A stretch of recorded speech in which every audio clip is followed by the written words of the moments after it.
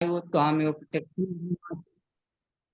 प्रत्यक्षं भ्रमं वदिष्यामि ऋतं वदिष्यामि सत्यं वदिष्यामि तन्मामवतु तद्वक्तारमवतु माम् अवतु वक्तारम्। ओम शांति शांति शांति। नमस्ते सभी महानुभावों के लिए। मातृशक्ति हमारी बहुत अच्छी भजनों की प्रस्तुति दे रही हैं और हमारे बीच में आज पुनः आचार्य सम्मानीय प्रेस जी, इनको हम कल भी सुन चुके हैं और आज पुनः हमारे बीच में आपके बीच में उपस्थित हैं। तो मैं निवेदन करते हुए, सम्मान करते हुए आपका आह्वान करता हूँ, आपके लिए आवाज दे रहा हूँ कि आप आए और आज के विषय को हम लोगों के बीच में रखें। शास्त्रों के ऊपर आपकी बहुत अच्छी पकड़ हम लोगों ने देखने को मिल रही है, तो आज भी पुनः किसी न किसी माध्यम से हम लोगों को इसका लाभ मिलेगा।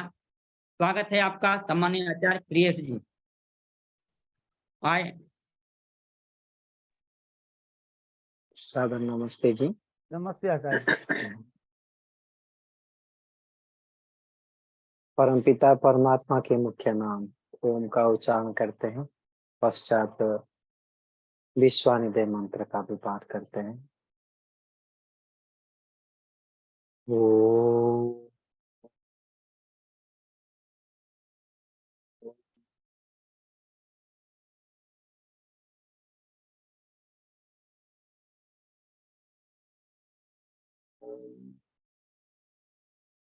ओम विश्वानिदेव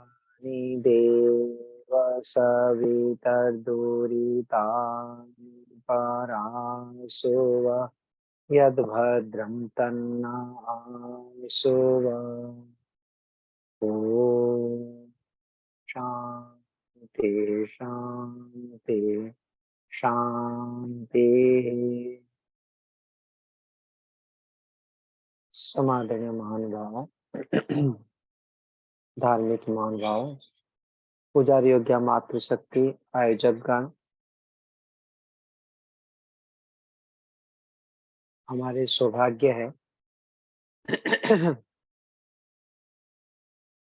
हम मनुष्य जन्म प्राप्त करते हुए करोड़ों में एक वेद के ज्ञान को, और वह भी सत्य सिद्धांत के आधार पर, सत्य मान्यता के आधार पर हमें प्राप्त हुआ है। परम पूज्य महर्षि दयानंद सरस्वती जी के सिद्धांत के आधार पर अपने जीवन को जीने के लिए, ऋषि मुनियों के शैली को जानने के लिए हम तत्पर है। हमारी वैदिक सभ्यता, वैदिक की संस्कृति, वैदिक चाली चलन महान है, जो आज के दिन में विरल है, देखने को कम मिलता है भी नहीं। परिवेश भी दूषित हो जाता है।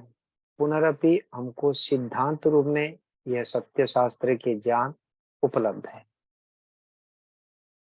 महर्षि दयानंद सरस्वती के अमर ग्रंथ सत्यार्थ प्रकाश, ऋग्वेदादि भाष्य भूमिका आदि ग्रंथों के माध्यम से हम ये स्पष्ट विवेचन कर पाते हैं कि ये उचित ग्रंथ है, ये अनुचित ग्रंथ है, ये सत्य है, ये असत्य है, ये आचरण करने योग्य है, ये आचरण करने योग्य नहीं है। इस प्रकार से हम बुद्धि में ला पाते हैं। आचरण कितने कर पाते हैं, कितने नहीं कर पाते हैं, वो पृथक बात है, परंतु ये सत्य है कि हम सत्य असत्य का बोध करने में समर्थ होते हैं। महानुभाव, ये भी कई व्यक्तियों में एक है। आर्य समाज के विचारधारा को जानने वाले, सत्य को असत्य को विवेचन करने वाले भी आज संख्या मुट्ठी भर की है। तो हमारे इसलिए हम सौभाग्यवान हैं कि हमारे पास उपलब्ध है। उनको हम उस ज्ञान को, उस परंपरा को, उस सभ्यता को, उस चाली चलन को यदि हम धारण नहीं करते हैं तो निश्चित रूप में परमपिता परमात्मा इस सौभाग्यता को, इस प्राप्ति को हमारे से छीन लेंगे। इस जन्म में नहीं है तो अगले जन्म में हमको नहीं मिल पाएगा। जैसे माता पिता संतान को कुछ साधन देते हैं, अर्थ देते हैं कि बेटा इसको अच्छे कार्य में लगाना है, अमुक कार्य में लगाना है, वो व्यक्ति उसके दुरुपयोग करता है किंवा उससे विपरीत कार्यों में लगाता है, तो वो जो शेष साधन व अर्थ बचा रहता है उसको माता पिता छीन लेते हैं। उसी प्रकार से परमपिता परमात्मा दिए हुए साधनों को, अवसरों को हम यदि गवा देते हैं, उसको हम सदुपयोग नहीं करते हैं, तो यह निश्चित है कि आज नहीं तो कल ये हमारे से पृथक होगा और आगे नहीं मिल पाएगा। पंखा को कम करता है।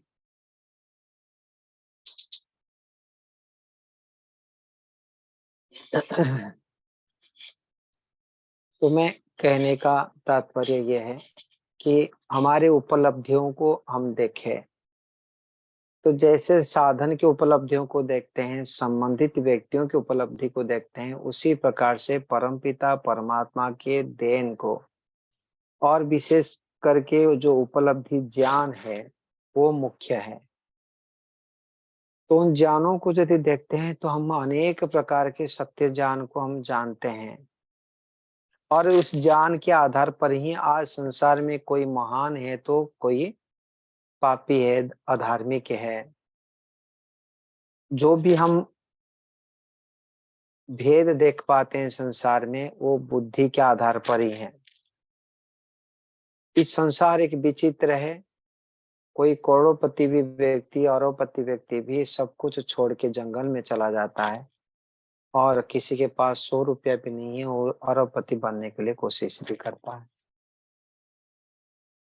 ऐसे ही कभी छोटा बड़ा जितने भी देखते हैं पद पदवी में, सम्मान्य व्यक्ति असम्मान्य व्यक्ति, इन सारे ज्ञान के आधार पर होता है, और उसके आधार पर हम उन्हें अच्छे और बुरे को चयन कर पाते हैं।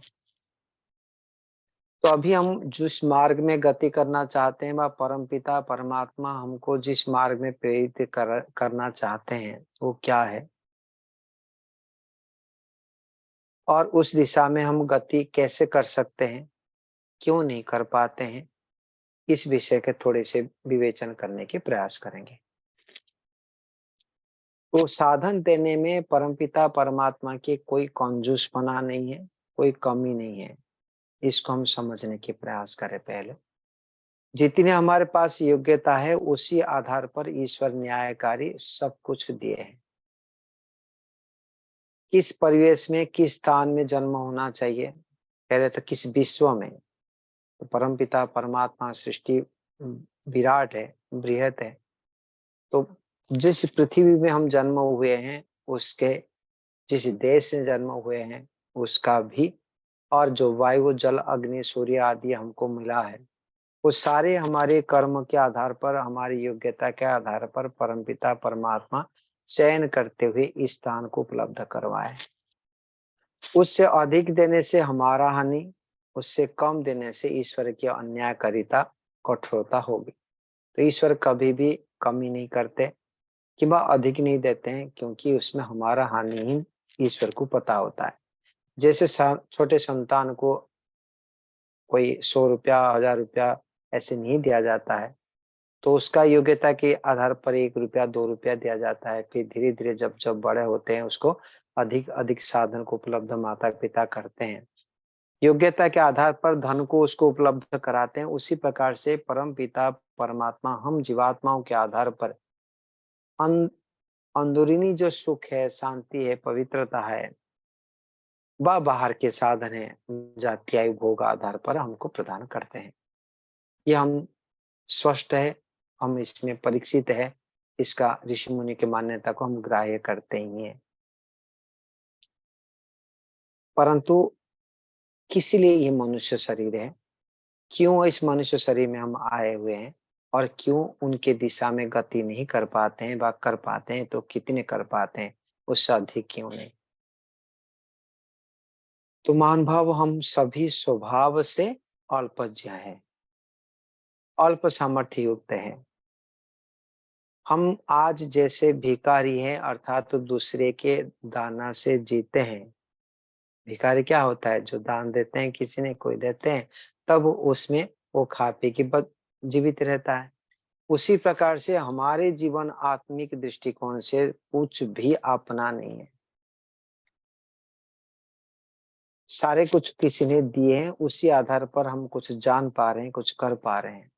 ये इंद्रिय है, ये इंद्रियां है, ये मन है, बुद्धि है, और ये बाह्य वस्तु विषय है। यानी इंद्रियों के साथ विषय के संबंध की प्रक्रिया है। ये सब कुछ हमारे अधीन नहीं है, हमने बनाया नहीं है, किसी ने बना के हमको दिए हैं, उस परमपिता परमात्मा का ही है। उनके दिए हुए साधन है, और उनके सहयोग से बिना हम कुछ भी नहीं कर सकते। हमारे पास कुछ भी ऐसे सामर्थ्य नहीं है जिससे हम कर सकते हैं। तो हम एक प्रकार से जो अभिमानी बनते हैं, वो एक मिथ्या है। अपने आप को परीक्षण करें तब वो भी देखा जाए कि अपना कुछ भी नहीं है, किसी के द्वारा ही प्राप्त हुआ है। और संसार में जो संबंधी व्यक्ति है, उन लोगों को देखा जाए, माता है, पिता है, पति है, पत्नी है, भाई है, बहन है, जो भी संबंधित साथी दोस्त हैं, तो जितने भी हमारे जो संबंधित व्यक्ति हैं, उनके साथ संबंध जोड़ने से हम कृत्य कृत्य हो जाए, और उनके सहयोग से ही हम बड़े हैं, उनके बिना सहयोग से छोटे हो जाएंगे, ऐसा भी अनुभव होता होगा। उनके अभाव से हम टूट जाएंगे, हानि हो जाएगा, ऐसे लगता है। और इनके प्राप्ति में हम कृत्य कृत्य हो जाएंगे, ऐसे भी लगता है। इसलिए तो संसार में संबंध को जुड़े रखते हैं। परंतु ये ऐसे मिथ्या है जैसे भिखारी कटोरा पकड़ के दूसरे भिखारी को मांगता है कि नहीं? मंदिर के साइड में भिखारी बैठते हैं ना, तो एक कटोरा पकड़ के दूसरे भिखारी भाई दे दे दे दे। तो जैसे हैं उसी प्रकार के ही हम दूसरे के प्रति आशाएं रखते हैं। ये वास्तविक सत्य है। जैसे हम मूर्खता है हमारे अंदर में, अविद्या है, वैसे सामने वाले के पास में भी वही अल्पज्ञता, वही कमी है। हमारे पास में जैसे दूसरे के साधन उपलब्ध है, दूसरे भिखारी के पास में भी दूसरे के साधन से ही वो जीवित है। तो सेठ तो परमपिता परमात्मा ही है, हम तो भिखारी ही है। हम तो फुटपाथ में रहने वाले, भीख मांगने वाले ही है। ठीक है, भिखारी अपने जो भिखारियों के तुलना से, एक दूसरे के तुलना से कोई बड़ा हो सकता है, छोटा हो सकता है, किसी के पास बहुत धन हो सकता है, किसी के पास कम हो सकता है, परंतु है तो भिखारी। तो उसी प्रकार से हम जीवात्मा के अंदर में कर्मों के आधार पर, पुरुषार्थ के आधार पर, योग्यता के आधार पर किसी के पास में कुछ अधिक साधन हो सकता है, कम हो सकता है, परंतु है दूसरे के दाना पर ही। तो कहने का तात्पर्य है कि हम जीवात्मा हैं, वास्तविकता को देखा जाए, हम कितने भी अभिमान करें अपने दूसरे के सामने तो कोई बात नहीं, परंतु अपने आप को देखे तो हम नंगे हैं, कोरा है, असमर्थ है, कुछ भी नहीं जान सकते, कुछ भी नहीं कर सकते। ऐसे हैं हमारे सामर्थ्य जीवात्मा के। यही सत्य है। तो फिर भी हमने इन संसार के ऊपर संबंधित क्यों करते हैं, और क्यों हम संसार की वस्तुओं के प्रति, संबंध के प्रति ही लगाव रहता है, उसका ही दिन रात उपासना करते हैं, उसको ही प्राप्त करने के लिए तत्पर बने रहते हैं। क्यों? अज्ञानता तो है ही, और उसमें एक अज्ञानता जो है अपने स्वरूप को न जानना, अपने स्वरूप में स्थिर न होना, और ये जो मिथ्या ज्ञान है, जिस संबंध के कारण से हम मिथ्या ज्ञान को प्राप्त करते हैं, तो इन मिथ्या ज्ञान के कारण से ही हम एक दूसरे के प्रति पराधीनता रहते हैं, और दूसरे के प्रति आशाएं रखते हुए दुखी होते हैं। वो आशा पूर्ण करने वाला तो नहीं होता है, जैसे मैंने कह रहा था, सामर्थ्य नहीं है। एक सामने वाला व्यक्ति कभी भी हमको तृप्त व कृत्य कर ले, संभव नहीं। कि बस सामने वाला वस्तु, धन व संपत्ति व चक्रवर्ती राजा क्यों ना हो जाए, आपको कृत्य कर ले, ऐसे संभव नहीं है। भूख, प्यास, बुढ़ापा, बीमारियां निश्चित है, अन्याय यहाँ निश्चित है, क्योंकि सामने वाला मूर्ख है, अपने भावना को जान ही नहीं सकता। यहाँ तो अन्याय निश्चित है, फिर भी हम यहाँ रहना चाहते हैं, क्यों? विचित्रता है, जन्म से लेकर मरने दम तक मेहनत करते करते करते करते कभी भी तृप्त सुख नहीं मिला और यहाँ मिलने वाला नहीं है, फिर भी यहाँ रहना चाहते हैं। यहाँ हमने कृत्य कृत्य हो जाएंगे, ऐसे लगता क्यों? कुछ ना कुछ तो अविद्या है, इसी को ही अविद्या कहते हैं। उस अविद्या को पकड़ के उसको समूल नाश करना ही हमारे मनुष्य जीवन के लक्ष्य है। महर्षि कपिल मुनि जी ने क्या लिखे हैं कि तीनों प्रकार के दुखों से छूट जाना, अथ त्रिविध दुख अत्यंत निवृत्ति अत्यंत पुरुषार्थ। यदि आप तीनों प्रकार के संपूर्ण दुखों को पूर्णतया छूटना चाहते हैं तो यही हमारे पुरुष व जीवात्मा के सर्वोत्तम अंतिम प्रयोजन है, लक्ष्य है। और इन भौतिक साधनों से ये सिद्ध नहीं हो सकता, न दृष्टा तत्सिद्धि निवृत्ति ही अपि अनवृत्ति ही दर्शनात्। तो ये भौतिक साधनों से समस्त दुखों से निवृत्ति व मोक्ष की प्राप्ति संभव नहीं हो सकती। कुछ देर के लिए तो कुछ दुख छूट जाता है, फिर भी पूर्ण रूप में नहीं हो पाती। ये बात को बार बार मुनि ने बताया, मतलब महर्षि ने बताया। उदाहरण देते हुए बताते हैं कि जैसे जो प्रतिदिन खाते हैं, हमने भोजन करते हैं, प्रत्याहिक क्षुत प्रतिकारवत, कि जैसे प्रतिदिन भोजन करते हैं, भूख मिटाने के लिए, निवारण करने के लिए, तीनों प्रकार के दुखों से हटने के लिए हम प्रयास करते हैं, तो उसको पुरुषार्थ तो कहा जा सकता है, लेकिन अत्यंत पुरुषार्थ नहीं है, जो अंतिम पुरुषार्थ नहीं है, पुरुष का प्रयोजन नहीं है। तो संसार में हम दुखों से छूटना चाहते हैं, निरंतर दुखों से छूटने के लिए तत्पर भी बने रहते हैं, परंतु किससे, कहाँ से, कहाँ किस पदार्थों से हमने सुख प्राप्त करना चाहते हैं, तो यहाँ कमी है। जो सर्वोपरि परमपिता परमात्मा श्रेष्ठ है, उनको हमने उपेक्षित रखे हैं, दूर रखे हैं। जो भिखारी है, कंगाल है, जो दरिद्र है, उनसे आशाएं बहुत रखते हैं। सामाजिक प्राणी है, उनके बिना भी गाड़ी नहीं चलेगी। ये निश्चित है कि एक दूसरे के सहायता बिना हम कार्य नहीं कर सकते हैं, परंतु ध्येय वो नहीं है। भिखारियों के लाइन में भिखारियों को बैठना जरूरी है, अकेले भिखारी जहाँ बैठ जाए वहां पर लोग जाके दान देंगे, वो भी नहीं है। तो परमपिता परमात्मा को प्राप्त करना है, जो परम सेठ है उसके पास जाना है, तब वो दूसरे के सहयोग तो लेना ही होगा, लेकिन सर्वोच्च लक्ष्य ये संसार के भिखारी लोगों के साथ नहीं। अर्थात हम भाई बंधु साथी परिवार माता पिता गुरु आचार्य, ये हम सभी एक दूसरे के सहयोग से सद्भावना से हम आगे बढ़ेंगे, परंतु लक्ष्य इन लोगों ने नहीं है, इन बाह्य साधन नहीं है, लक्ष्य तो ईश्वर ही है। तो ईश्वर को प्राप्त करना ही होगा, प्राप्त करने के लिए सर्वोपरि मानना जरूरी। और ईश्वर के प्राप्त करने के लिए चाबी ईश्वर के पास में है, और हमारे पास क्या है? योग्यता। हम उस योग्य बन जाए तो ईश्वर अपने आप का स्वरूप को प्रदर्शित करते हुए हमारे समस्त क्लेशों को नष्ट करते हुए मुक्ति तक पहुंचा देंगे। तो सीधे सीधे बात है कि परम पिता परमात्मा की जो सत्ता है, उस सत्ता को सर्वोपरि मानना, ये हम मान नहीं पाते हैं। और संसार की वस्तुओं को हमने सर्वोपरि मानने के लिए कोशिश करते हुए और उसी में पुरुषार्थ करते हैं, और ऐसे समय के चक्र है, वो दिन के बाद रात्रि, रात्रि के बाद दिन, दिन के बाद रात्रि, रात्रि के बाद दिन होते हुए जीवन को, आयु को खींच खींच के कमजोर करते हुए समाप्ति को ले लेता है। बुढ़ापा आ जाता है और कहते हैं कि पहले करते तो अच्छा होता, अभी तो और समय नहीं हुआ। और कुछ जब जवान अवस्था में हम है, तब वो कि मैं बाल्य अवस्था में, अभी क्या करना है, बहुत समय करेंगे, ये काम हो जाए बस, ये काम हो जाए बस, ये काम हो जाए बस, बाद में करेंगे।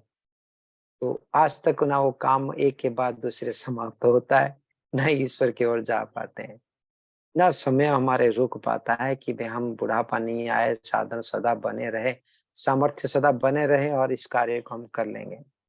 आज यदि उसका सदुपयोग नहीं कर पाए तो वो कल उस अवसर को ईश्वर नहीं देना चाहते हैं, उसको छीन लेना चाहते हैं। ये परंपरा है, व्यवस्था है। तो इस व्यवस्था में हमको यदि पहचान लेते हैं कि ईश्वर क्या चाहते हैं और किस दिशा में हम गति करना चाहिए, अत्यंत सरल है।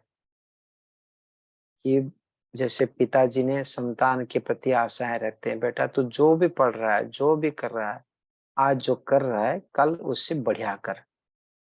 यही चाहते हैं, उसका उन्नति हो, विकास हो, यही माता पिता चाहते हैं। ऐसे ही परमपिता परमात्मा भी चाहता है, ठीक है तेरे पास योग्यता जितने भी है, जैसा भी है, तो कल से आज उन्नति कर, आज को देख। और आज जो आप उन्हें कर रहे हैं उससे कोई बड़ा कार्य है, उसके कोई उससे सामर्थ्य से युक्त बढ़िया कार्य, तो आनंदित पूर्वक, प्रसन्नता पूर्वक, दुखी होकर भी नहीं करना है। प्रसन्नता पूर्वक जितने साधन है उतने साधन को सदुपयोग करते हुए आगे बढ़े। तो ईश्वर ने जितने जितने हम आगे बढ़ने के प्रयास करते हैं, उतने उतने और साधन को देते हुए हमारे को गति बढ़ा देते हैं। जब जब हम अधर्म कार्य करने लगते हैं, तो वो हमारे साधन को छीन लेते हैं। कि बा कुछ करते नहीं है, करना नहीं चाहते हैं, निकम्मा होके बैठना चाहते हैं, तब भी साधन को कमजोर कर लेते हैं। पिता परमात्मा का जो निर्देश है, धर्म करो, उन धर्म आचरणों से ही इस सुख है। और इन धर्म आचरण से कोई है नहीं। तो क्या है अधर्म, क्या है, इस बात को ऋषि मुनियों ने सुंदर रूप में शास्त्र में बता चुके हैं। तो इस विषय में हम बहुत जानते हैं, उसे चर्चा भी करना कोई अत्यंत आवश्यकता प्रतीत नहीं होता है। ये निश्चित रूप में सत्य है कि जो कुछ हमारे को जो प्राप्त हुआ है, वह हो रहा है, वह होगा, ये निश्चित है। ईश्वर के तरफ से जो प्राप्त होता है वह होगा, वह न्याय पूर्वक ही होता है। आज नहीं है, तब वो भी ईश्वर हमारे हितेश होने के कारण से हमारे कल्याण के लिए ही नहीं दिए। जो कुछ है तो वो ईश्वर ने ही प्रदान किए हैं। तो रहा कि ईश्वर को सर्वोपरि क्यों नहीं मानते, संसार के वस्तुओं को सर्वोपरि मानते हुए प्रातः काल से शाम तक मेहनत करते हैं। दूसरे को तृप्त करा दो, दूसरे को सुखी करा दो, दूसरे को आनंद करा दो, ये अच्छे कार्य है, करना भी चाहिए, ईश्वर के आदेश है। परंतु उस परमपिता परमात्मा को छोड़ करके नहीं। परिवार में पिताजी सोचते हैं कि भाई मेरे जीवन जाए, कोई बात नहीं, मैं कठिनाई को सहन करते हुए संतान के विकास करो, संतान के लिए मेहनत करो, पुरुषार्थ करो, करना चाहिए, इसमें आपत्ति नहीं। परंतु ईश्वर को छोड़ के नहीं, अपने धर्म कार्य को छोड़ के नहीं। ये यथार्थ है। संसार के प्रति व्यक्तियों का कर्तव्य है, पिता का कर्तव्य अलग, माता का कर्तव्य अलग, संतान का कर्तव्य अलग, सभी के कर्तव्य, गुरु का कर्तव्य अलग, शिष्य का कर्तव्य अलग। इन कर्तव्यों को अपने अपने स्तर पर करना उचित है, करना चाहिए, ये उचित है। परंतु उसमें मुख्य लक्ष्य जो ईश्वर प्राप्ति है, उसको छोड़ करके नहीं। किंबा ईश्वर के आदेश को, उतनी ईश्वर को समझ में नहीं आता है, तो कम से कम ईश्वर के आदेश जितने हैं उसको छोड़ करके नहीं। तो बोले कि कर्तव्य करना है तो ईश्वर के आदेश ही है, और क्या छोड़ रहे हैं, हमने तो कर ही रहे हैं कर्तव्य को। तो जो कर्तव्य हम मानते हैं उसको कर ही रहे हैं। तो मान भाव इन कर्तव्य को करते करते हमारे जो लक्ष्य जो है इन साधनों पर ही रह जाता है, वो साध्य तक पहुंच नहीं पाते हैं, यह हानि हो जाती है। तो हमारा गति मंथर हो जाता है। तो ऋषि मुनियों ने इस बात को रखे कि यदि हम जीवन को आदर्श बनाना चाहते हैं, किसी भी व्यक्ति, वो व्यापारिक स्थिति में हो, किंबा क्षत्रियत्व कार्य करने वाला व्यक्ति हो, किंबा ब्राह्मणत्व कार्य करने वाला व्यक्ति हो, यदि हम जीवन को आदर्शता की ओर ले जाना चाहते हैं तो ऊंचा लक्ष्य रखें। और उच्च लक्ष्य को भी ईश्वर को छोड़ के अन्य जितने भी है वह साधन है, ठीक है। ये साधन प्राप्त होने के बाद दूसरे बड़ा साधन प्राप्त करेंगे, वो प्राप्त होने के बाद तीसरे बड़ा साधन प्राप्त करेंगे, और अंतिम तो साध्य ईश्वर ही है, मोक्ष ही है। क्योंकि संसार में कोई वस्तु ना नित्य है, ना पूर्ण सुख देने वाले, ना तृप्त करने वाले, ना हमको पूर्ण रूप में जानने वाले, जान भी नहीं सकते। तो यहाँ पर महर्षि कपिल मुनि जी सांख्य दर्शन में ये बताना चाहते हैं कि संसार के वस्तुओं को यथार्थ रूप में जानो और जानते हुए उसका सदुपयोग करना, ये धर्म है और यही विद्या है। और उस विद्या से ही अविद्या का दूर करते हुए हम जो सत्य स्वरूप परमपिता परमात्मा है उसको प्राप्त कर सकते हैं। तो क्या संसार असत्य स्वरूप है, ये भी विवेचन करने योग्य हो जाता है। तो चलो, ये विषय रहा कि हम विचार कर रहे थे कि संसार के वस्तुओं के प्रति आकर्षण क्यों, और जो ईश्वर के प्रति भी हमने इतने आकर्षण क्यों नहीं है, उसको प्राप्त करने की कामना क्यों नहीं है। तो एक अज्ञानता जो मैं दूर करने के प्रयास किया कि संसार के जितने भी वस्तु हैं वो सारे जैसा अभी दिखाई देता है वैसा सदा रहने वाला तो नहीं है, ये सत्य है, यह नहीं। जो अभी दिखाई देता है वो वैसे ना था ना आगे रहेगा, परिवर्तनशील है। हर वस्तु क्रियाशील है और परिवर्तनशील है।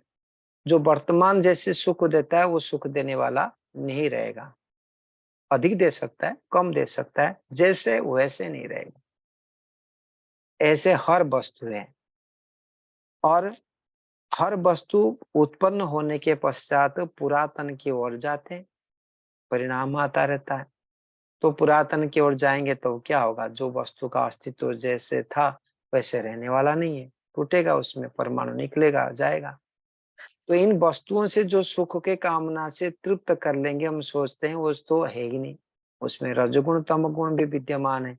सत्व प्रधान होता है, और तो सत्व प्रधान जितने जितने होता है उतने उतने आनंद मिलता है। तो सत्व प्रधान पूरा नहीं है तो वो भी नहीं मिलेगा। तो वस्तुओं के स्वरूप तो देखा जाए तो वो भी देखा जाए तो ये जड़ पदार्थ है।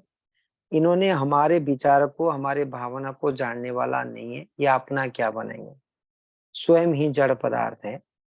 और जो वस्तु आकार में, कार्य वस्तु आकार में विद्यमान है, वो सूर्य हो, चंद्रमा हो, लड्डू हो, किंवा मिठाई हो, जो भी हो, हर वस्तुओं में परिणाम को प्राप्त करते हुए पुरातन की ओर बा उनके अपने अस्तित्व को छोड़ने की ओर जाता है। कुछ वस्तु ईश्वर की प्रक्रिया में कुछ समय के लिए वृद्धि भी होता हो, मजबूत भी बनता हो, परंतु उस धीरे धीरे एक दिन तो नष्ट ही होने वाला है। तो सिद्धांत कह रहा, योग दर्शनकार बता दिए कि सारे सत्व रज तम के से बना हुआ है, और उन सत्व रज तम के ढेरे मात्र ही है। सामने जो वस्तु दिखाई देता है, मैं कहने का अर्थ है कि विवेचन कराना मैं चाहता हूं कि संसार के प्रति हमारे कहाँ पर मिथ्या ज्ञान पड़ा है जिसके कारण से हमारे आकर्षण है। इसको तोड़ने के लिए, यथार्थ बोध करने के लिए हम तत्पर रहना चाहिए। इसका मतलब नहीं कि संसार के वस्तु को नहीं चाहना, लक्ष्य नहीं बनाना। तो ये हम बताना चाहते हैं कि अभी जो बता रहा हूं कि हर वस्तु जो है वो सत्वर स्तंभ के ढेरे मात्र के, तो समझ में नहीं आता है। तो हम कहते हैं कि देखिए, घड़ा जो होता है कितने सुंदर होता है, कलश है, घड़ा है, मिट्टी का बना हुआ है, सुंदर तो है और बहुत सुंदर दिखाई देता भी है। तो उस कलश को देखते हुए व्यक्ति सोचता है कि बहुत सुंदर है, और उस सुंदरता से मोहित होता है, उसको धारण करना चाहता है, उसको लेना चाहता है। और एक व्यक्ति उसको देखता है कि ये मिट्टी के ढेरे मात्र है, ये कलश के पात्र के आकार दिया गया है तो मिट्टी ही है। तो इस मिट्टी के जो को सजावट जिन्होंने किया है उनको धन्यवाद देता हुआ, अपने उस मिट्टी के जो सजावट को से क्या लाभ उठा सकते हैं, उसको लाभ उठा के उसको मिट्टी के ढेरे मात्र मानना। यह वास्तविक जीवन शैली है जीने का। कि संसार में जितने भी पदार्थ हम देखते हैं वो सारे को सारे सत्व रजतम के ढेरे मात्र है। कुछ काल के लिए ही हमको प्राप्त है, सदा रहने वाला नहीं है। और वो जो है सत्व रजतम के ढेरे मात्र से बना हुआ, उसमें रजोगुण भी तमोगुण भी है, जो पूर्ण रूप में सुख देने वाले भी नहीं है, कभी भी धोखा दे सकते हैं। और जो वस्तु हमारे पास उपलब्ध है वो अस्तित्व जैसे आप देख रहे हैं वो सत्वर स्तंभ के ढेरे मात्र तो है। इस कार्य रूप में जो दिखाई देता है वो सत्य स्वरूप नहीं है। पहले से नहीं था, अभी है तो आगे भी नहीं रहेगा, असत्य रूप है। और बाद में आता है कि जो ये पदार्थ दिखाई देता है कार्य पदार्थ, वो मेरा भी नहीं है, मेरे साथ रहने वाला नहीं है, इसका मालिक कोई दूसरे है, उसको रक्षा करने वाला कोई दूसरे है, उसको नियंत्रण करने वाला दूसरे है। क्यों ना आपको कोई दिया हो, वो वस्त्र हो, वो शरीर हो, मन हो, ये अधिकार हो किंवा पद पदवी हो, जो भी हमारे पास प्राप्त है अपना नहीं, तो दूसरे की चीज कुछ काल के लिए मिला है और उसमें दुख मिला हुआ है और वो जड़ पदार्थ है जो हमको समझ नहीं सकता। हम सेंसलेस हो जाएगी तो कोई जड़ पदार्थ आके स्वयं पानी आके हमारे मुंह में छिटकारा कर दे, वो भी संभव नहीं है। तो इन सारे इस प्रकार से वस्तुओं को प्राप्त करने के लिए हम तत्पर बने रहते हैं। वो घर हो, मकान हो, वस्त्र हो, पत्नी हो, बच्चे हो, जो भी है। उस तरफ परमपिता परमात्मा तो सदा साथ है। जीवन क्यों न चला न जाए, वो कभी हमारे से हटते नहीं है। आत्मा के साथ सदा चिपकते रहते हैं, हर समय प्रेरित करते रहते हैं। जो कुछ हमारे को साधन उन्होंने दिए हैं उसको निरंतर सुरक्षा भी करते हैं, रक्षा करते हैं। हमको नहीं पता मन में कैसे क्रियाएं हो रही है, फेफड़े में कैसे क्रियाएं हो रही है, भोजन से रक्त कैसे बनती है, ऊर्जा कैसे बनती है, कहाँ से प्राण आता है, कहाँ से प्रवेश करता है, किसको पुष्ट करता है, किसको कमजोर करता है, कुछ भी नहीं पता। असामंजस्य विघटन करने वाले पदार्थों कैसे निष्कास, कैसे शुद्ध शुद्ध वायु आदि को उसको शोध, अनावश्यक जो पदार्थ है वो निकालते हैं। क्या क्या नहीं करते हैं शरीर में, शरीर में, मन में, बुद्धि में और बाहर में, शरीर के बाहर में भी, वायु में, जल में, अग्नि में कितनी व्यवस्था ईश्वर के है। किसके लिए? हमारे लिए, हम जीवात्माओं के लिए। इतने मेहनत करते हैं हमारे पिता के समान, पिता के समान है पिता के पिता, जो हमारे पास में रहते हुए परम सदा रहते हैं, सब हमारी रक्षा करते हैं। ऐसे कोई बंदा नहीं, कोई वस्तु नहीं जो सदा हमारे साथ रह सकता है। और ईश्वर एक सत्ता है, वो अभी भी है। मृत्यु हो जाए तब भी हमारे साथ से हट नहीं सकते। और जन्म मिलेगा तो जन्म भी दिलवाने वाले वही रहेंगे, फिर बड़ा कराने वाले वही, बुढ़ापा होके शरीर को हटा के दूसरे शरीर दिलाने वाले वही।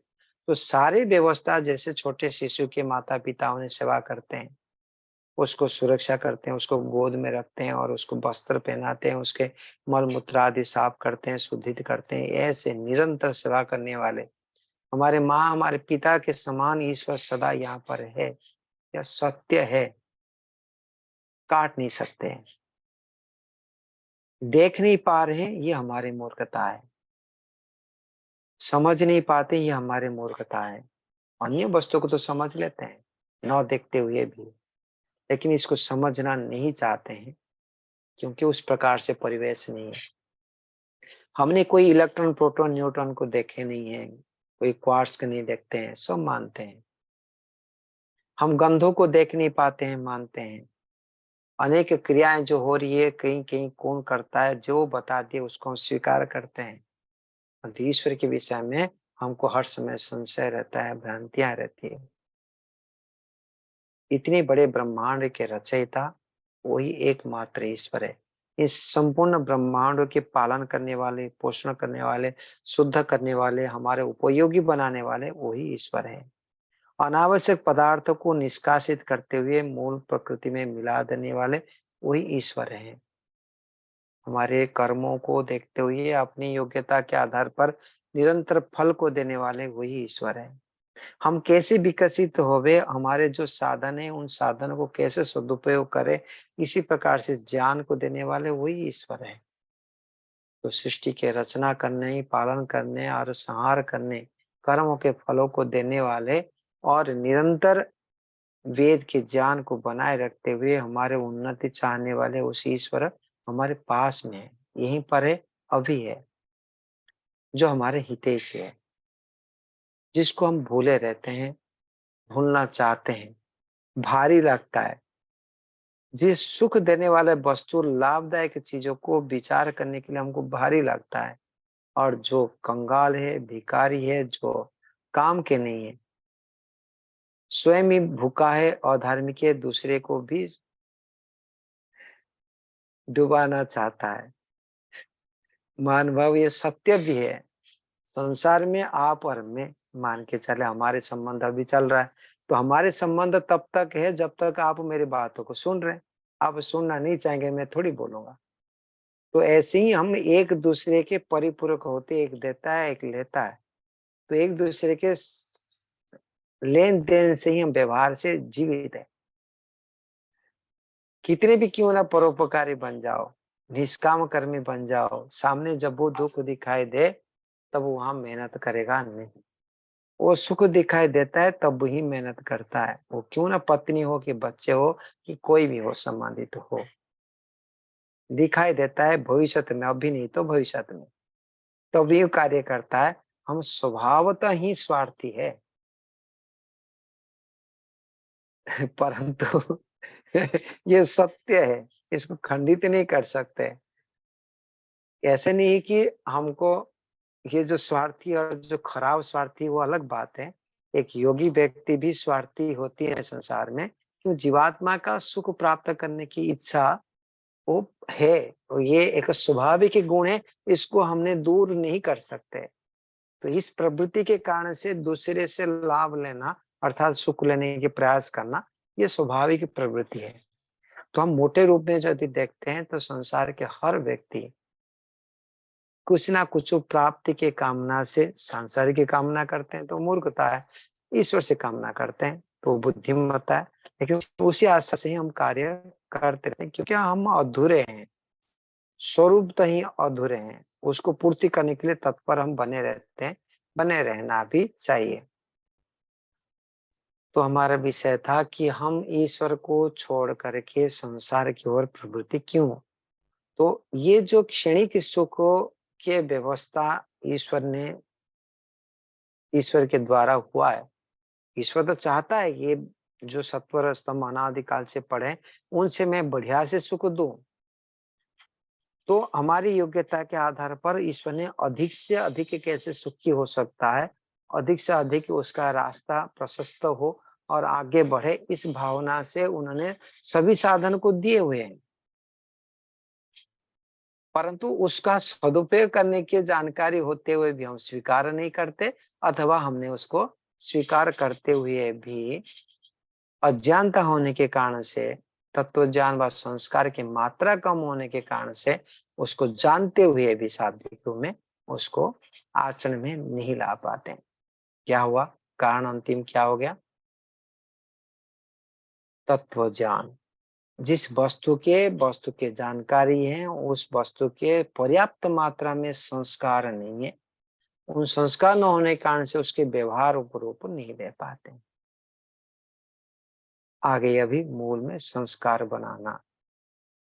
आज हमने किसी से बातचीत कर रहे थे तो उन्होंने अच्छे प्रेरणा पूर्वक वाक्य बोला कि आचार्य जी, आप लोगों से तो हमने यही सुनते हैं संस्कार बनाना है, तो हम निरंतर आग बंद करके हो, किसी ना किसी वस्तु विशेष स्वाध्याय हो, कि वेद है, ब्रह्मचारी बनने की प्रेरणा है, कि दूसरे को प्रेरणा देने की कार्य है, कि ब्राह्मणत्व कार्य, अध्ययन अध्यापन कार्य है, परोपकार सेवा की कार्य है। इन कार्यों को करते हुए निरंतर सुबह से शाम तक उत्तम उत्तम संस्कार को डालने के प्रयास करते हैं, क्योंकि ये संस्कार हमको जन्म जन्मांतरों से गति करता रहेगा और वो हमको मार्ग प्रशस्त करेगा। संस्कार से कर्म करते हैं, कर्म से संस्कार बनता है, फिर संस्कार की मात्रा बढ़ जाता है, फिर कर्म करने में गति बढ़ जाता है, फिर गति से और प्रचुर संस्कार बनता है, उन संस्कार से फिर गति करने की प्रेरणा मिलती है। तो इस प्रकार से कर्म और संस्कार की गति चलता है। यदि उत्तम संस्कार हमारे अंदर में है तो हम उत्तम संस्कार से उत्तम कर्म तो अवश्य करेंगे। महानुभाव, धर्म कर्म के ही संस्कार, पाप कर्म का संस्कार तो छोड़ो, धर्म कर्म के संस्कार मान के चले, एक शूद्रत्व व्यक्ति है, शूद्रत्व आचरण करना चाहता है, सामर्थ्य नहीं है, तब वो धर्म पूर्वक ईमानदारता पूर्वक पुरुषार्थ करता है, किसी सेठ की सेवा करता है मान लीजिए, तो झाड़ू पोछा खाना पीना बना के देता है, थाली कटोरा धोता है, आदि आदि सारे काम ईमानदारता पूर्वक पुरुषार्थ करता है। उस पुरुषार्थ के बदल में निश्चित रूप में उसके बुद्धि के स्तर का, योग्यता की बुद्धि होती है, वो वैश्यत्व कार्य को रुचि रखने लगता है, उस कार्य को छोड़ता है। जो पियन में ईमानदारिता से पुरुषार्थ करता है वो निश्चित रूप में क्लर्क बनने की, पुरुषार्थ करने की इच्छा रखेगा। उसको क्लर्क जो है बड़ा पोस्ट लगेगा। यदि वो पियन जगह में रहते हुए यदि 2 नंबर से क्लर्क के पेमेंट मिल जाता है उसको, तो वो क्लर्क बनने के लिए कभी पुरुषार्थ नहीं करता है। तो ये निश्चित है कि धर्म कार्य करते करते ही हमारे प्रमोशन व गति बढ़ती है। ईश्वर की व्यवस्था इसी प्रकार से है। तो निरंतर हम जो कर रहे हैं उस कार्य के में जो अविद्या है, अर्थात जो न्यूनता है, उन न्यूनता को निरीक्षण करते हुए उसको हटाना, यही जीवन की गति है, ये जीवन की सार्थकता है। तो महर्षि जो कपिल जी ने बता दिए कि पहला पहला सूत्रों में तो पुरुषार्थ क्या है आदि आदि बताते हुए अंतिम में बताते हैं कि ज्ञानात मुक्ति, जो ज्ञान से ही मुक्ति प्राप्त हो सकता है, तो वस्तुओं का यथार्थ ज्ञान प्राप्त करें।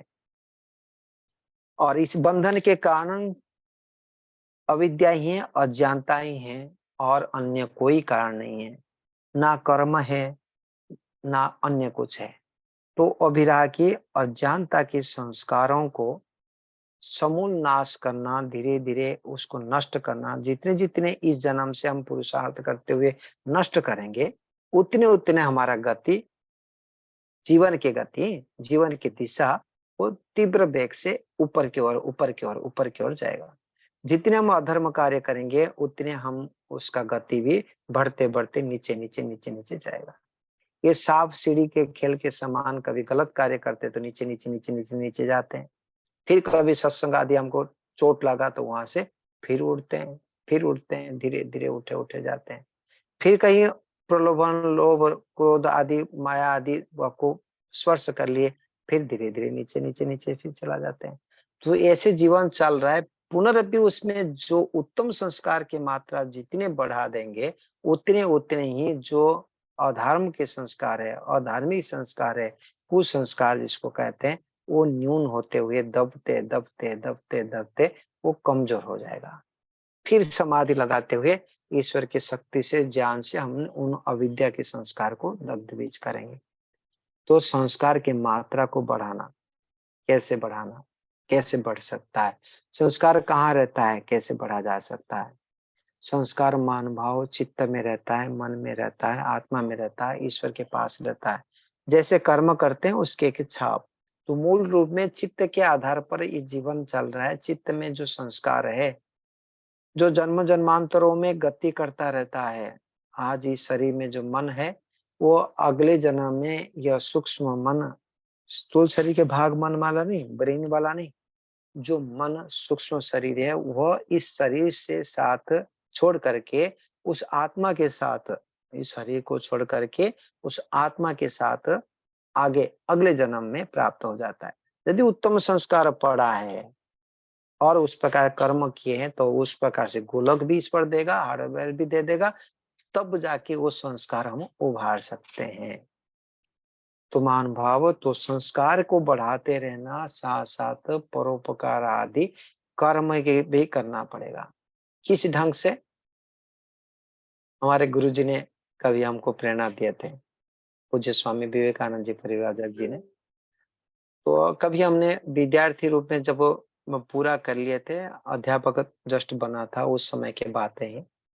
तो स्वामी जी को ऐसे शाम को भोजन के बाद घूमते हुए प्रश्न पूछ लिया मैंने, स्वामी जी हम तो घर द्वार छोड़ लिए, माता पिता को छोड़ के आ गए, अभी ये जो संसार के व्यक्ति है, सेटे हैं, दान देते हैं, छात्रवृत्ति देते हैं, संस्था को चलाने के सहयोग देते हैं, उनके अन्न से हमारे आगे बढ़ते हैं हम, तो इन लोगों के प्रति हमारा क्या व्यवहार होना चाहिए? हम जब संसार को छोड़ के आ गए, इन दानदाताओं के प्रति क्या व्यवहार देना चाहिए? इधर से हमको दान देते हैं तब हम जीवित रहते हैं सामाजिक, और दूसरे की इधर से हम जो उनके प्रति किस प्रकार आगा तो संबंध तो रख ही नहीं सकते, रखना भी नहीं चाहिए। कैसे व्यवहार करना चाहिए समाज के व्यक्तियों के प्रति, तो उन्होंने बढ़िया सुंदर उदाहरण देते हुए मुझे बताए थे। तो बताए थे कि दुनिया में एक उदाहरण उन्होंने दिए थे कि एक सेठ था, वो सेठ के एक सेवक था, और सेवक ने जो है बड़े ईमानदारता से सेठ का सेवा करता रहता था। तो एक दिन ऐसी स्थिति आई कि वो उसके जो मालिक है सेठ जी का 2-4 पुराना बचपन के दोस्त आए थे, आने का था। तो सेठ जी ने पूछे सेवक जी, हाँ जी, आप तो मेरे सेवा करते हैं, मेरे जो दोस्त है बचपन के दोस्त है, वो 3 दोस्त मेरे आ रहे हैं, तो आप उनको सेवा करेंगे?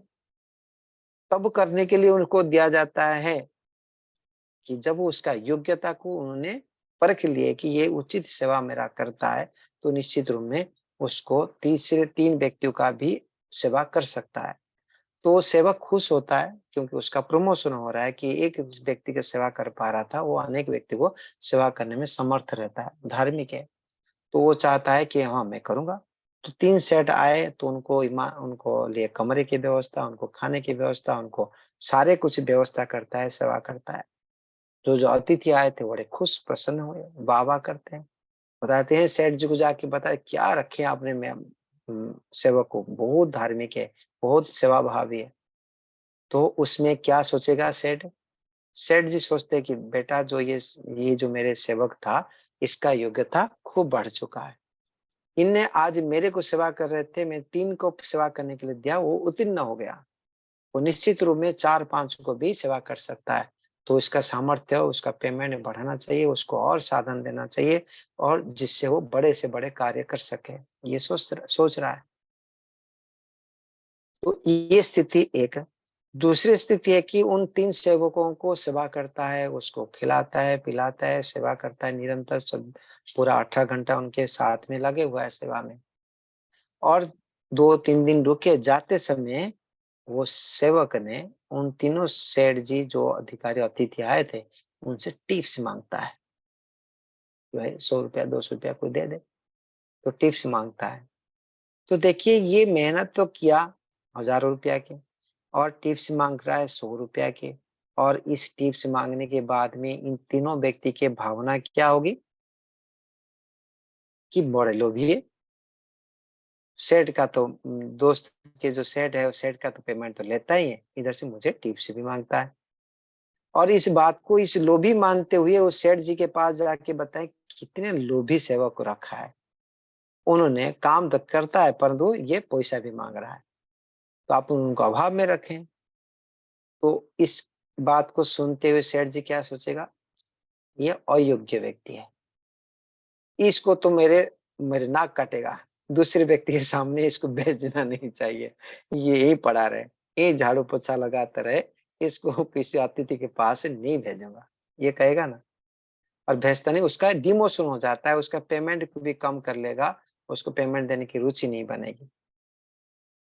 तो उसी प्रकार से पूज्य स्वामी जी ने हमको बताया कि देखिए संसार में हमारे जो ये सारे हैं, यदि हम यहाँ पर सेवा करेंगे संसार के व्यक्तियों के जो कार्य को सेवा करते हैं, ये हमारे अतिथि है, ईश्वर हमारे सेठ है, सेठ के अतिथि ये लोगों ने। तो संसार के व्यक्तियों के जो भी आवश्यकता है उसको सेवा करना हमारी कामना है, उनसे लेना नहीं। लेने की इच्छा ना करते हुए आप काम ना करो तो ईश्वर छप्पर फाड़ के देगा, आपकी योग्यता खूब बढ़ा देगा। तो आप निश्चित रूप में उन्नति करेंगे, उसके अतिरिक्त कोई मार्ग नहीं है। इन लोगों को व्यवहार करना है, हमारी ड्यूटी है, हमारे पास सामर्थ्य है, हमने देंगे। सामने वाला व्यक्ति क्या देता है, क्या नहीं देता, वो सेठ जाने। वो सेठ की व्यवस्था है, वो ईश्वर की व्यवस्था है, ईश्वर जो करेगा, करेगा। हमको ईश्वर से चाहना है, इन संसार में चाहना नहीं है। जितने कर सकते हैं हमको करना है, जो साधन हमको मिला उसका हम पूर्ण प्रयोग करेंगे, तो हमारा प्रमोशन निश्चित है। आज आपको 5 व्यक्ति को सेवा करने का अवसर मिलता है, तो कल 50 व्यक्ति को सेवा करने का अवसर मिलेगा, परसों 1000 व्यक्ति को सेवा करने का अवसर मिलेगा। उनसे रिटर्न चाहते हैं तो आपको कुछ दे भी दे, टिप से आपको मिल भी जाए संसार में ₹100 ₹200, आपका सेठ आपकी योग्यता को कम कर देगा, आगे आपको मनुष्य भी शरीर मिलना कठिनाई हो जाएगी। कहने का अर्थ था कि इस प्रकार से जीवन जीने के लिए शैली था। तो मैं कहने का तात्पर्य यही है कि हमारे जीवन में हमको किस दिशा में गति करना है, ईश्वर को सर्वोपरि सबसे बड़ा सेट मानना बहुत ज़रूरी है। तब जाके उनके दिए हुए साधनों का सदुपयोग कर पाएँगे, उनको कृतज्ञता भी प्रकट कर पाएँगे, हम भी खुश रहेंगे, हमारी योग्यता वृद्धि होते एक दिन हमने उस मोक्ष मार्ग में प्रवेश कर लेंगे, मुक्ति को प्राप्त भी कर लेंगे। ठीक है? तो आज के लिए इतने रखते हैं। कोई संशय हो, कोई शंका हो, पूछना। कमलेश कुमार गोस्वामी जी,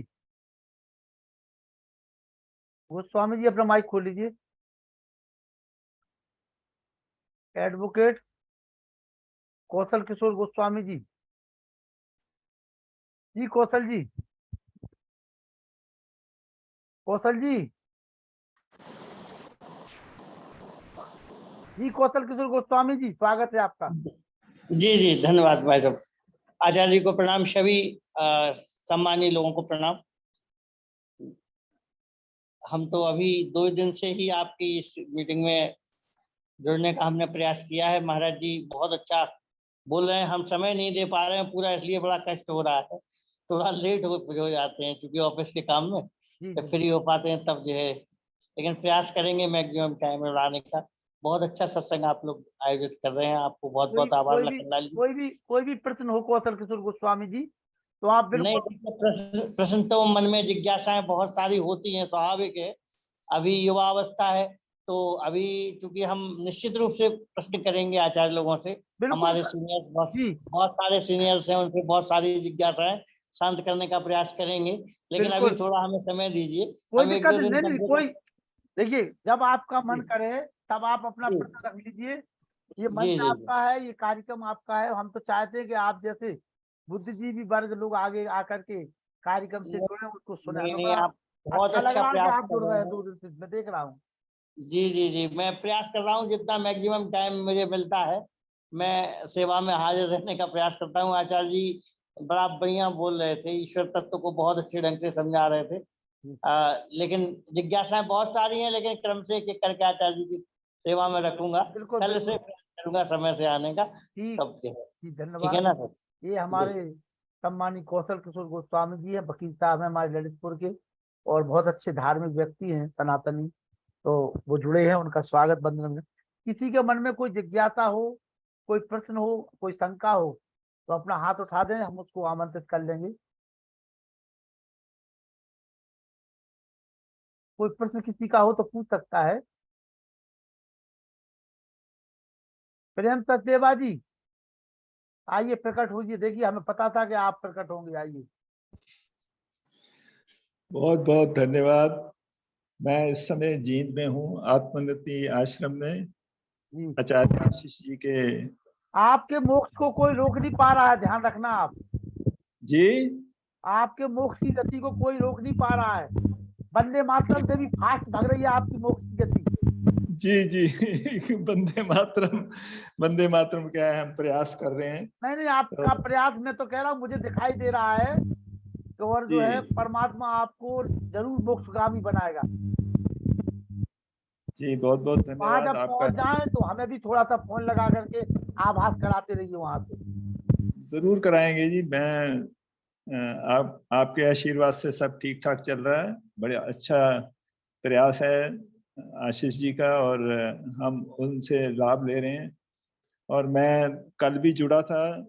मैं एक्चुअली, ये समय होता है भोजन का, मैं कल भी भोजन मैंने नहीं लिया, आज भी भोजन नहीं लिया, क्योंकि मुझे आचार्य जी से सुनना था।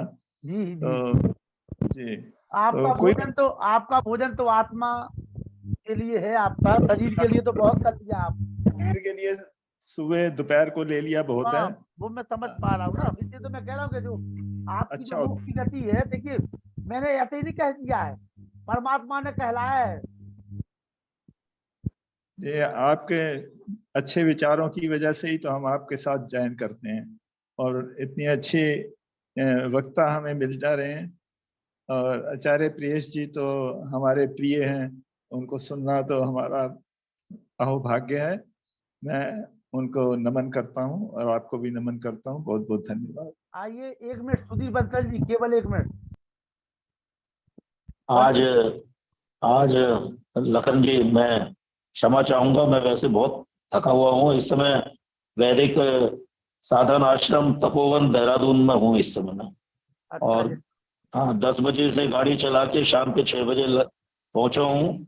तो 7-8 घंटे में शरीर का कचरा बन गया, लेकिन फिर भी मैंने ये लोभ संवरण नहीं कर पाया। आचार्य प्रियेश जी को बहुत बहुत साधुवाद, धन्यवाद। और आपका जो है वो ये मैंने सुना, ये मेरे लिए बहुत बड़ी आनंद की बात हुई। धन्यवाद। आगे से हमें लेकर के जाओगे तो थकावट नहीं होगी, ध्यान रखना, वरना ऐसी थकते रहोगे। आइए अनिल नरोला जी। आदरणीय आचार्य प्रियेश जी, सादर नमस्ते। लखनलाल जी, मुनि पुरुषोत्तम जी, प्रेम से देवा जी, वेद प्रकाश शर्मा जी और बहन चंद्रकांता जी, सबको सादर नमस्ते। सभी आयोजनों को भी नमस्ते। बड़ा अच्छा प्रवचन देते हैं प्रियेश जी, उनका प्रवचन हमेशा बहुत ही प्रेरणादायक होता है। और अभी हमारे आदरणीय लखनलाल जी मोक्ष की बात कर रहे थे, तो मन में एक वैसे ही अव्यवहारिक सा एक प्रश्न उत्पन्न हुआ कि जैसे हमारे देश में हम लोग जो है 140 करोड़ में 100 करोड़ के लगभग हिंदू वैदिक संस्कृति या आध्यात्मिकता की ओर ध्यान देते हैं और इसकी तरफ हमारा प्रवृत्ति बनी हुई है, रुझान रहता है। और हम इस बारे में बात भी करते हैं, प्रवचन भी सुनते हैं, खुद भी कहते हैं, और बहुत ध्यान भी रहता है मेरा। लेकिन संसार में 800 करोड़ लोग हैं, तो पश्चिम देशों में, जहाँ पर लगभग हमारे देश को छोड़ के और बाकी जो 700 करोड़ दुनिया में लोग रहते हैं, उनमें आध्यात्मिकता की कोई बात कभी नहीं होती। और आजकल का जमाना तो ऐसा है कि कोई भी टेक्नोलॉजी जो है एक देश से दूसरे देश में बड़े आराम से पहुंच जाती है। तो क्या हमारी भावनाएं, हमारे आध्यात्मिक विचार उधर नहीं पहुंचते जो वो प्रभावित होके हमें फॉलो करें? इस बारे में जरा प्लीज जी हमें थोड़ा सा। आइए प्रिय जी। हाँ जी। तो ये निश्चित है कि सभी व्यक्ति, मैं मानता हूँ जो नास्तिक भी होता है ना, जिन्होंने ईश्वर को बिल्कुल नहीं मानते हैं, बाकी तो अन्य अन्य रूप में मानते हैं, विधर्मी व्यक्ति जो कहते हैं, सभी की आस्था एक ईश्वर के प्रति रहती है भी। कोई, मैं तो मानता हूँ कि छोटा सा बच्चा भी वो ईश्वर के प्रति भरोसा करता है, एक अननोन वस्तु के प्रति उसके बोध रहता है, भय रहता है, किंबा सत्कार भावना रहती है। तो वो चाहता है, वो चाहना ही जो है वो संस्कार के आधार पर होता है। वो संस्कार, ईश्वर के संस्कार सभी के अंदर में है, ठीक है। अज्ञानता के कारण से उचित रीति में नहीं है। तो ये हम नहीं कह सकते कि इस आध्यात्मिक भाव व ईश्वर के प्रति श्रद्धा सद्भावना लोगों के अंदर में नहीं है, सभी के पास में है। परंतु जो आचरण की बात आती है, जब वो व्यवहार के रूप देने के लिए जाते हैं, तब वो ये अज्ञानता के कारण से, स्वार्थ प्रवृत्ति के कारण से अधर्म कार्य में तत्पर बन जाते हैं, अभिमानी हो जाते हैं, किंबा जो भी दुराग्रही बन जाते हैं, जो भी कहे। तो ये अज्ञानता हमारे जो विद्वान वर्ग रहे, किंबा जो हम जितने भी जानते हैं, हमारा आचरण इतने परिपक्व न होने के कारण से हम दूसरे को प्रभावित भी नहीं कर पाते हैं और आगे बढ़ नहीं पाते हैं, ये है। परंतु सत्य आचरण पास में नहीं है। लेकिन आध्यात्मिकता बोलो, किंबा जिसको कहते हैं धार्मिकता बोलो, ये दुनिया में पूरा समाप्त नहीं है। हर व्यक्ति उचित कार्य करने के लिए तत्पर है और करना चाहता भी है, जितने सामर्थ्य, जितने जानता है, जैसे जानता है वैसे करता है। हमारे कर्तव्य है कि हम स्वयं पूर्ण रूप में जाने और हम स्वयं आचरण करें और दूसरे को जन्मा दें। तो ये उचित मुझे लगता है। जी सुधीर जी कुछ बोल रहे हैं। जी सुधीर जी आइए। आचार्य प्रियेश जी, ये नरोला साहब ने जो प्रसंग डाला है, तो बलात् जो है वो एक प्रश्न जो है वो दिमाग में आया है, उसका निराकरण करिए और वो सबके लिए कॉमनली बेनिफिटेड है। देखिए 8 अरब की जनता में, और 8 अरब की क्या जनता, हम तो 140 करोड़ का जो भारत देश है उसी की जनता की बात करें, और तो एक आंकलन के हिसाब से 74% जो आंकड़ा है वो सारे सामिश हैं, मांसाहारी। तो मेरा सीधा सीधा बड़ा लघु प्रश्न ये है जिसका आप शायद मुझे संतोषजनक उत्तर दे पाए, जो मैं काफी ढूंढने की कोशिश करता हूं, नहीं मिला, कि क्या मांसाहारी मनुष्य जिसकी आत्मा जो है अपवित्र है, जिसका भौतिक रूप से आचरण अपवित्र है, तो भौतिक रूप से जब आचरण अपवित्र है तो आध्यात्मिक तो पहले ही आचरण अपवित्र हो गया, तो क्या वो ईश्वर प्रणिधान के लिए सक्षम है? क्या ईश्वर प्रणिधान उसके जहन में और आत्मा में होता है? इसका निराकरण करिए। और यदि पूरे ग्लोब को देखा जाए तो 80% जनता मांसाहारी है, और ये मांसाहार जो है वो मनुष्य को जो है वो किस तरह से अधम बना रहा है, हर तरीके से इसका समाधान करिए। बहुत बहुत धन्यवाद। जी, आपके प्रश्न और आपकी वेदना मुझे समझ में आता है। वास्तव में ये सत्य है कि जैसे मैंने बता रहा था, संस्कार हमारे पास नहीं है, किंबा हमारे उसी शैली में गति नहीं कर पा रहे। तो आज विश्व में 80 भाग जो मांसाहार है, तो निश्चित रूप में उनके चित्त जो है पवित्र हो ही नहीं सकता। तो ये स्वाभाविक प्रवृत्ति है। पिछले किए हुए कर्म के आधार पर क्यों ना अच्छे राज्य में, अच्छे देश में, अच्छे परिस्थिति में जन्म भी हो जाए, परंतु वर्तमान जैसे अन्न ग्रहण करते हैं उसी प्रकार से मन बनता है। जैसा अन्न है वैसे मन बनता है।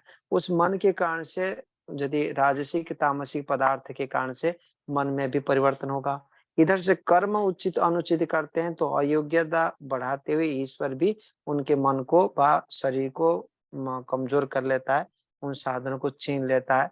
तो इससे भी वो व्यक्ति निश्चित रूप में वो धार्मिक कार्य को जानते हुए, उचित अनुचित जानते हुए भी, जान तो लेगा, जान भी सकता है, परंतु कर नहीं सकता। वो चाहते हुए नहीं कर पाएगा। क्रोध को रोकना चाहते हुए भी क्रोध को रोक नहीं पाएगा। असत्य आचरण नहीं करूंगा सोचते हुए भी असत्य आचरण करेगा। ये प्रवृत्ति निश्चित रूप में होता है और हमारे जीवन में भी होता है। हम जब भी कोई गलत कार्य करते हैं कि गलत भोजन खा लेते हैं, तो वो हमारे अंदर में भी ये प्रवृत्ति होती है। तो ऐसे सभी के अंदर में होती है। ईश्वर न्यायकारी अन्याय कभी करता ही नहीं है।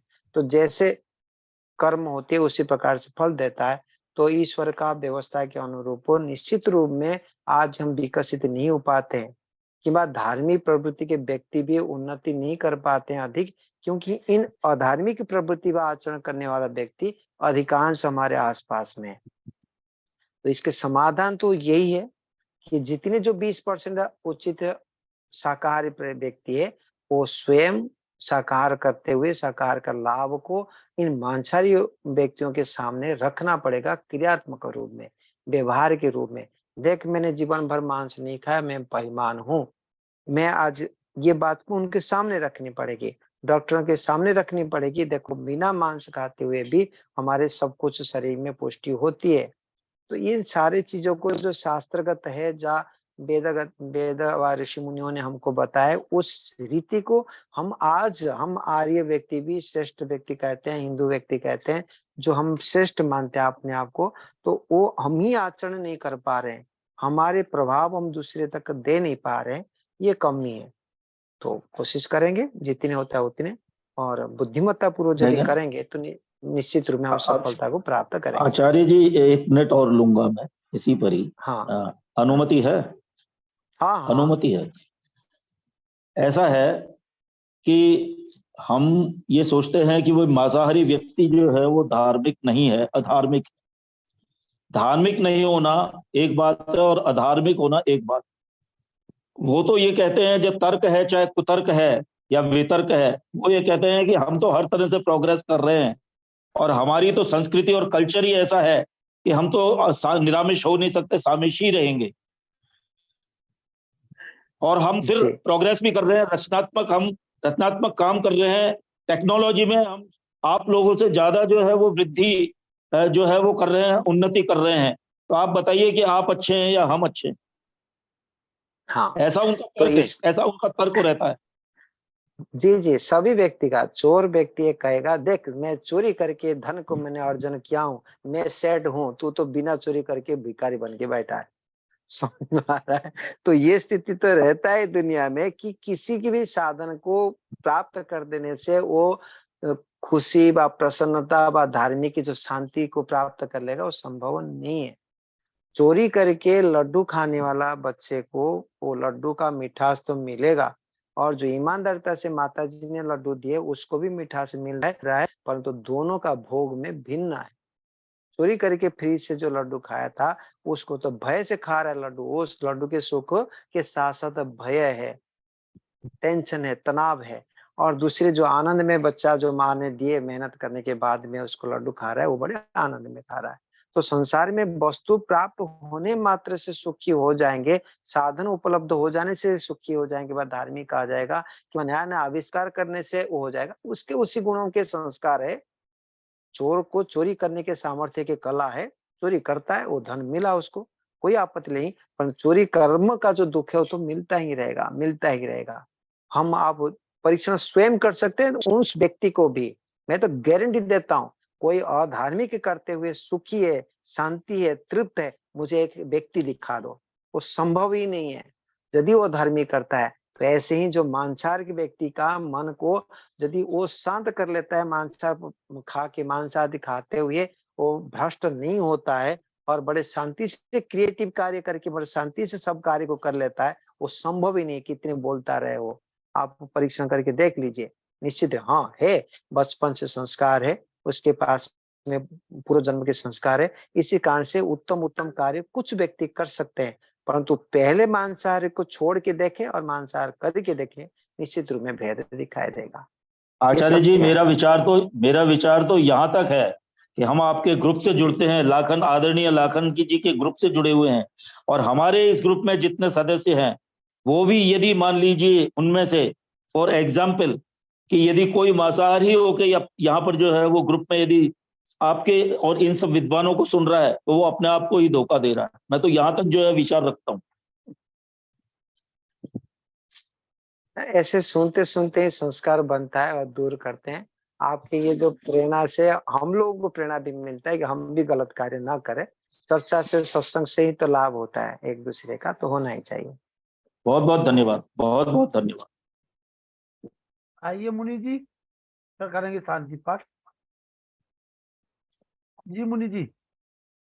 ओम। ओम। सभी महानुभावों के लिए सादर नमस्ते करते हुए आज हमारे बीच में सम्मानीय आचार्य प्रियस जी, जैसा कि मैंने पूर्व बताया, कल भी रहे थे और आज भी हैं और कल भी रहेंगे। तो मैंने कहा ना कि शास्त्रों के ऊपर शास्त्री तत्रायति शास्त्रम, आगे तक भी रहेंगे वो तो केवल कल तक उनका व्याख्यान है, रहेंगे तो आगे तक। बीच में विराम मिल जी, जाता है, मतलब विराम मिल जाता है। हाँ, ईसार जी भी आ गए, वो भी साधना में रहेंगे। जैसे हम सब रह रहे हैं, वास्तव में योग की साधना सबसे महत्वपूर्ण साधना है। और हम पुरुषार्थ करते हैं, मेहनत करते हैं, कुछ भी करते रहें, लेकिन योग से अगर हम जुड़ जाते हैं तो योग का तो एक ऐसा विधान है कि जहाँ परमात्मा से साक्षात्कार करने की सामर्थ्य बनती चली जाती है, बढ़ती चली जाती है। महर्षि दयानंद जी ने तो सबसे बड़ा बल दिया हुआ है योग के ऊपर। तो हमारा तो लक्ष्य होना चाहिए कि हम इन विधाओं को स्वाध्याय, प्रवचन आदि, संध्या प्रवचन आदि, यज्ञ आदि के माध्यम से जो भी कर रहे हैं वो अपने लिए, दूसरों के लिए कर रहे हैं। लेकिन योग की विधा तो सिर्फ अपने लिए होती है। इसके बाद भी हमारे आपके बीच में आकर के ऐसे लोग, ब्रह्मचारी लोग, ऐसे शुद्ध प्रबुद्ध लोग, और अगर अपना व्याख्यान हम लोगों को देते हैं तो हम लोगों का बहुत बड़ा सौभाग्य मानते हैं हम लोग। और हमारा स्तर इसी से सुधर सकता है, जैसा कि वे हाल आचार्य जी ने कहा है कि धीरे धीरे अभ्यास करते करते हम उत्तरोत्तर अपने जीवन को आगे बढ़ाते चले जाते हैं। तो हमारा लक्ष्य अगर हम प्राप्त करना चाहते हैं, इन बातों को सुनना पड़ेगा। श्रवण मनन निधि ध्यान जैसा कहा है ना, कि हम सुने भी, मनन भी करें और फिर उसको हृदय में धारण करने का मतलब उसको अपने अनुकूल प्रतिकूल होने पर भी उसके ऊपर अमल करें, तो हमें साक्षात्कार होने से कोई रोक नहीं सकता है। मैं समझता हूँ हम लोगों का बड़ा सौभाग्य है हमारे। ईसार जी, हमारे बीच में हमारे ईसार जी जो है प्रभारी भारत स्वाभिमान ट्रस्ट हरियाणा, आइए। ओम।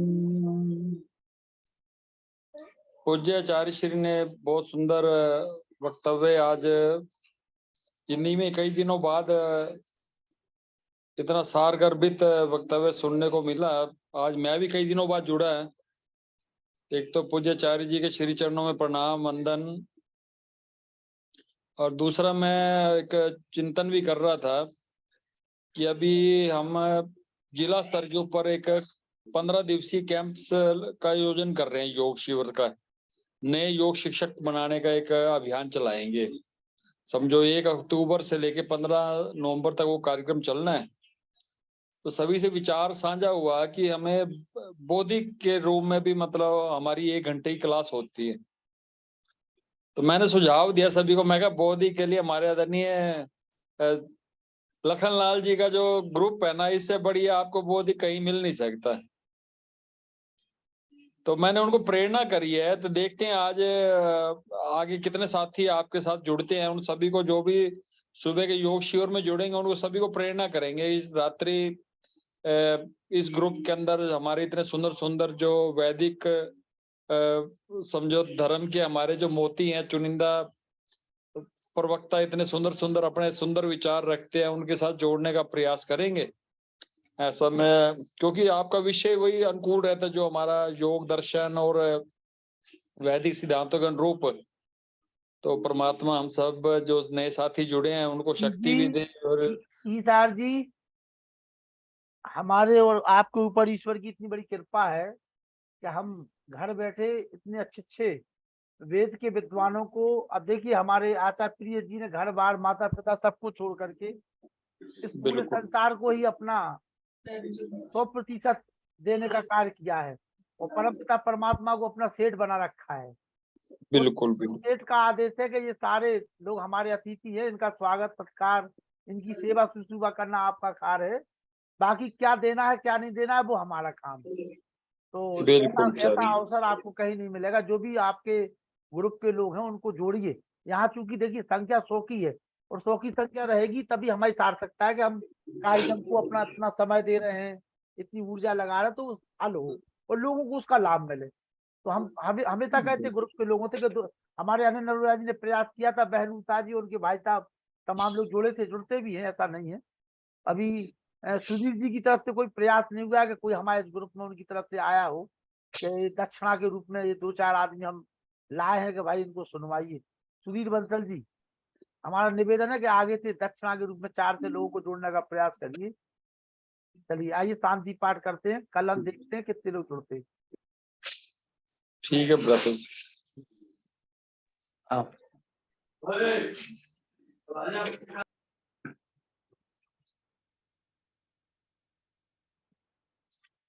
अंतरिक्ष शांति पृथ्वी शांति शांति औषधया शांति वनस्पतया शांति विश्वे देव शांति ब्रह्म शांति सर्वं शांति शांतिरेव शांति साम